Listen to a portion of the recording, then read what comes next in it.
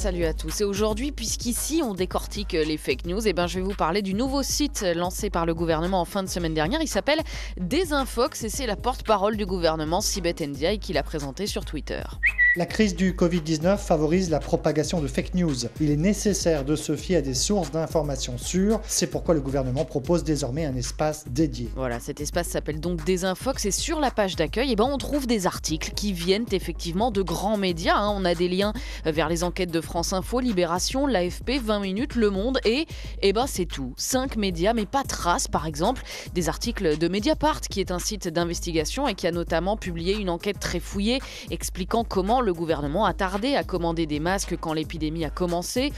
En bas de page, on trouve aussi cette précision. Seuls les médias disposant d'une rubrique fact-checking en accès gratuit depuis 2 ans sont référencés. Ça explique l'absence de Mediapart, qui est payant, mais surtout, ça montre la limite d'une telle démarche de la part d'un gouvernement, puisqu'une partie du travail des journalistes en général, c'est précisément d'analyser ce que dit le gouvernement et éventuellement de pointer les incohérences, les non-dits et les contre-vérités. Et ça ne peut marcher que si celui qui vérifie est indépendant de son objet de recherche. En clair, un gouvernement ne peut pas s'auto-vérifier et la liste des articles de fact-checking sélectionnés par le gouvernement démontre parfaitement ce principe.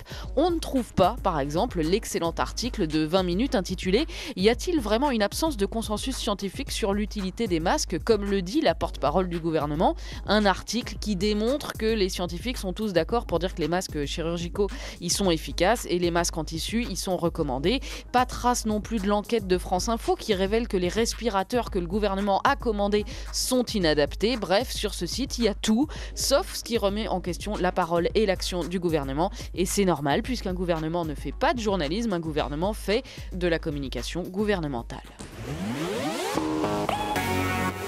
Move Radio, Hip Hop Nation.